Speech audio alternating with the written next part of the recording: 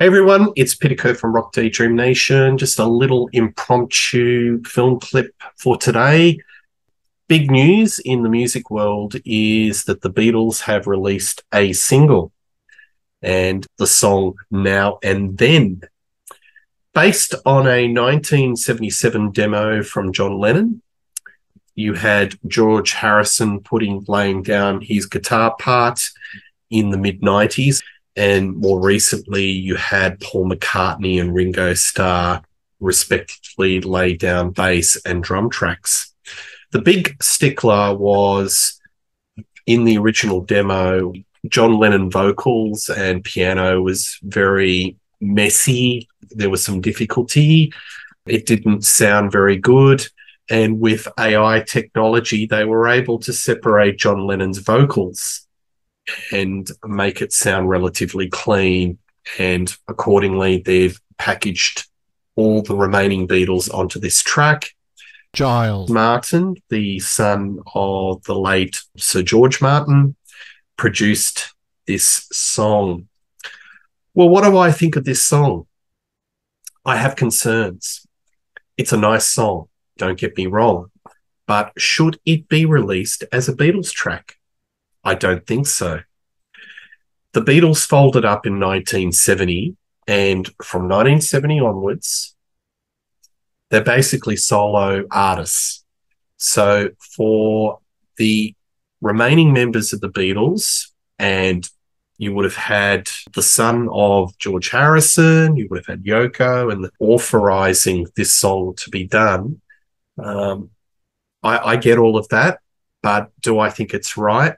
I don't think it is. This is a John Lennon solo track. It is not a Beatles track. This was recorded in 1977 in the era where John was looking after his son and had effectively retired from the music biz. Even stylistically, it doesn't sound like the sort of soundscape that John would have gravitated to. It's very much got the strings of an Eleanor Rigby a la Revolver. It's got that little bit of ELO flourish. Martin does a wonderful job of melding and mixing it all together, and the string arrangements are very lush and it sweeps you in. But I don't think John Lennon would have grooved on it.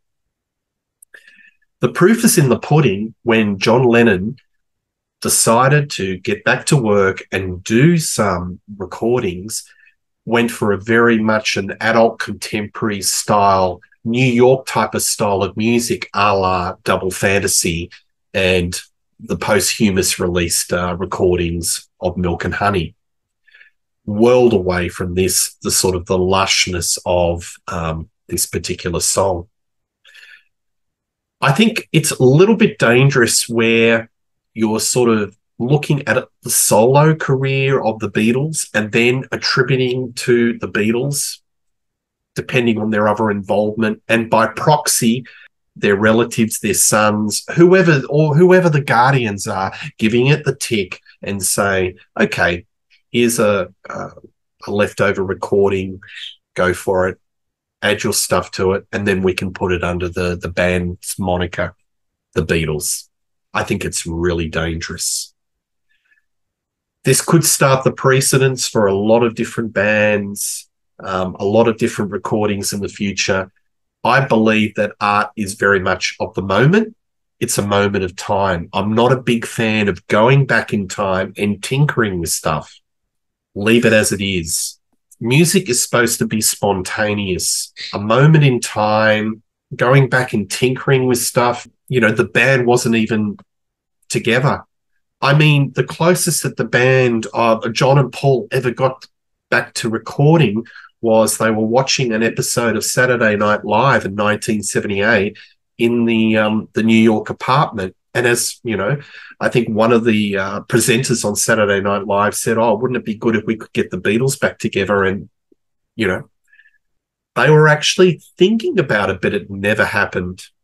The amount of times that John and Paul had interacted between 1977 and John Lennon's death was only only, you could count on one hand. I don't think it was that many. There wasn't that relationship.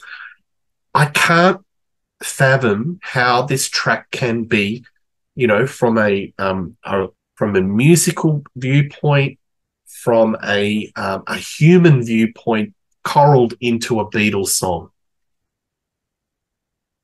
It's artistic hijacking of the highest order, and I think that we've got to be very careful that we go down this path of going through the skeletons of songs, updating it, adding bits and pieces, and then including that as part of that band's catalogue.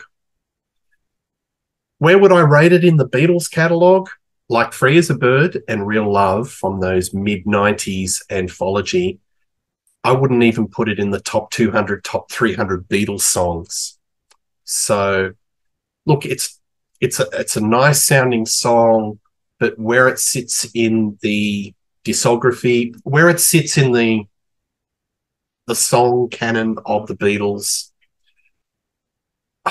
I can't really regard it as a legitimate Beatles song. As a John Lennon song, and as, I think it would have been much more honest and legitimate if they released it as a John Lennon song, as supported by Paul McCartney, George Harrison, and Ringo Starr. It's a bit disingenuous to put it out as a Beatles song because of the factors that I've just raised. And considering that two of the folk are no longer with us, George Harrison and mainly John Lennon, it's not a totally convincing argument to say that they would have wanted this to occur. Anyway, there it is. Now and then, it's a lovely song, but whether it should be under the Beatles moniker sets a bit of a precedence that I'm not quite comfortable with in respect of popular music. Anyway, watch this space. Please like and subscribe to Rock Daydream Nation. Plenty of content. There's a show about my review with Joe B on Rolling Stone Hackney Diamonds that would have dropped or about to drop. Check that out. That's a fun chat where we go over it, the pros, the cons, what we like, what we don't like. One thing's for certain, you'll see me on the channel. More content coming out very soon. Cheers.